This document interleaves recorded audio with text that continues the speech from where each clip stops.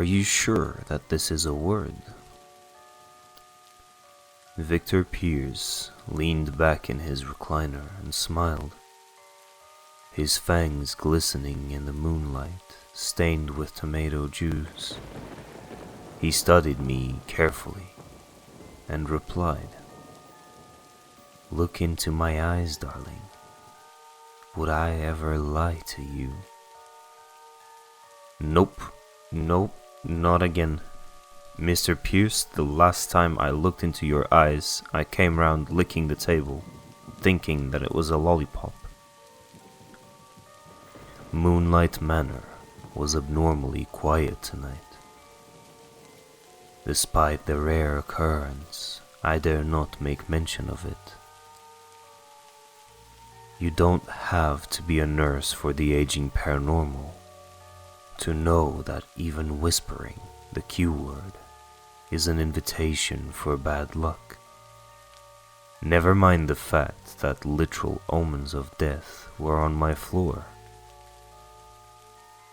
I did not need to invite any more opportunities for things to go wrong. Victor smirked. Is that an official challenge, my dear? My mind returned to the game. Aeternus.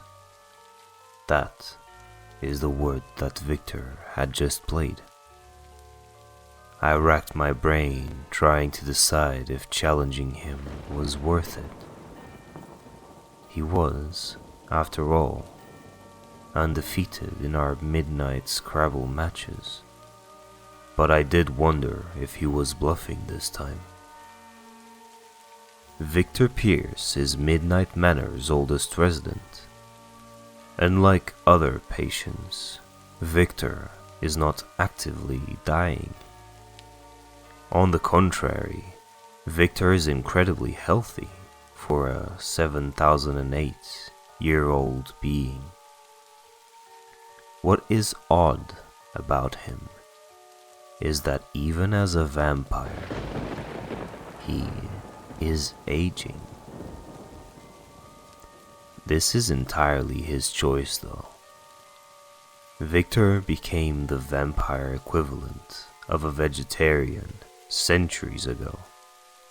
It works nothing like the stories would lead you to believe.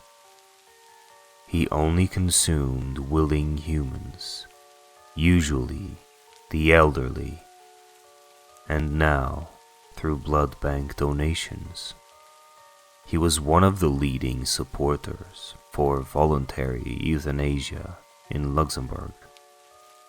When it was legalized in 2001, his clinic reported the highest number of satisfactory transitions in the country.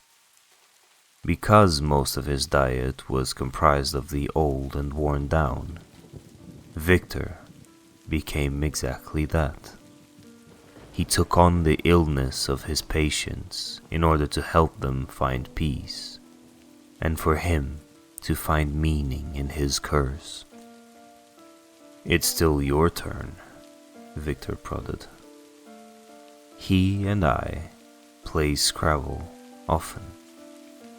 He also always wins, but I always try. Because tonight was quiet, I acquiesced to a quick game during rounds. Mr. Pierce, I do not believe that Aeternus is a word. I challenge. He smiled again as I reached for the dictionary that sat on the table. Before I could reach it, Victor's ice-cold hand landed on my arm. Oh, my dear, you will not find it in there. Try this one. He slid a much thicker book in my direction. Even from the other side of the table, it smelled of mothballs and age. I pulled it closer to find that it too had illegible characters on the front. "It's Latin," he smirked as he pointed directly to the page that held his mystery word. "Aeternus, eternal to your Western mind. You lose your turn." Wait a moment, who said we were playing in both English and Latin? I don't even speak Latin, I scoffed. "Darling, you simply offered a casual game. It is not my fault that you did not clearly outline the parameters of which you hoped to compete. As it stands, those were my last letters, and according to the rules, the game is mine." There was a certain sarcasm in the finality of his statement. His words were soaked in amusement and drowning in challenge. He was baiting me into an argument, not because he wanted to fight, but because he wanted to talk. The floor is quiet tonight. Mrs. Thrope's empty room haunted the hallway, with Victor's room being right next door. The eerie tension seeped from her room to his. Victor, though, was unbothered. "You seem distant." It was not a question. It was a statement of fact. I made eye contact with him, but his usual hypnotic effect was absent. The only thing there was a hint of concern. "It has been a tough week, Mr. Pierce. A very hard week." He tilted his head. "It always is at the time of a being's transition to the next," he agreed solemnly. "But I wonder how much of it has to do with your own fear." I looked to him again, and he peered back, unflinching.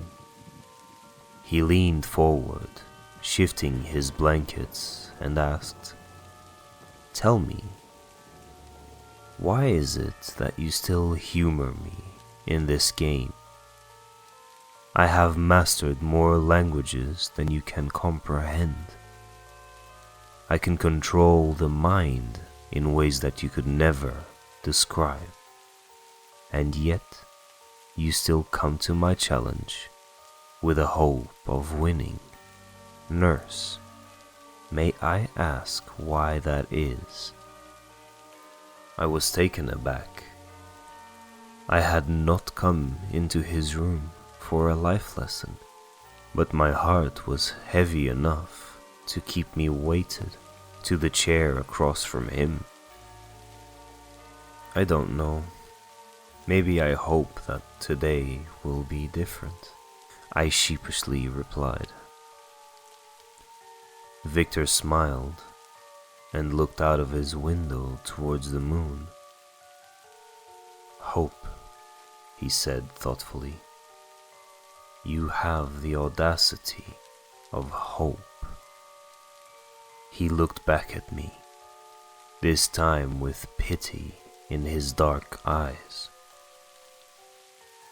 "My child, have you heard of the tale of Orpheus, the young man who thought to challenge the gods?" I shook my head. The name was unfamiliar. "Ah," he exhaled. "Orpheus was the son of a muse, an eternally hopeful poet whose heart was stolen by a girl with her feet firmly planted in reality. Her soul stolen by death, but held on to by his optimism. Death allowed Orpheus the chance to lead her home. All he had to do was walk through the underworld and keep his eyes focused on the light. Just don't look back and trust that she would follow. But he couldn't, even though she did, and he lost her forever. It's an old song. I am sure that you have heard it. I shook my head. I have never heard that story before. No, never once heard of a hopeful downfall. Never heard of someone trying to stop the inevitable.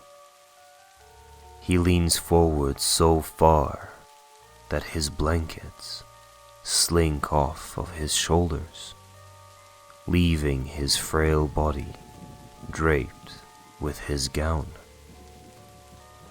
Your leaders, your wars, your empires, they all end the same, in ruin. And yet, you humans still rebuild. You push for knowledge. You want to learn so that the next time this cycle of death and destruction come around, you have the hope that something will be different, that you can stop the inevitable. Victor Pierce's eyes wandered to his open door. Outside of it, I could see the figure of Donald, looming like a spectator in the hallway. I do not fear him, Victor stated plainly. I do not fear him because I have seen him before. I have seen him in the eyes of my patients, in the shadows of hallways, in the midst of chaos. He is always there. Make no mistake though, he is not evil. He is Eternus. We are not.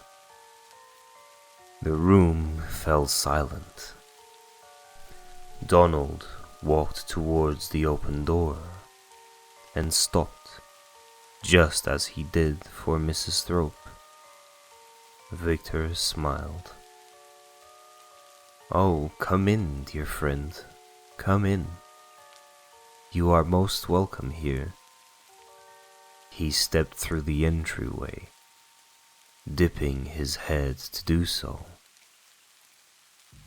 When he straightened up, he looked around the room, silently. Victor sat up straight in his recliner and smiled. "Mors vetus, amicos meus. Has my time come?" I stood, ready to leave the room as expected during transitions. Donald drew breath and sucked all of the warmth out of the room. "No," he stated plainly. "Victor Pierce, it is not yet your time." Confusion swept over me. I had never seen Donald emerge to simply not transition someone. No sooner had that thought entered my head than the truth and terror of why he was here swept over me. I knew I never should have thought it was quiet. Donald turned to look me in the eyes calmly. "I have come for your nurse."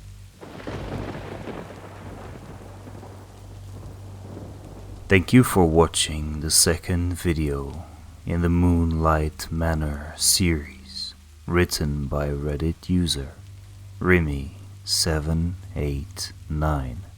Please make sure to visit their profile and read their stories through the link below. If you enjoyed this video, consider subscribing to the channel for more and leaving a like and some feedback in the comments.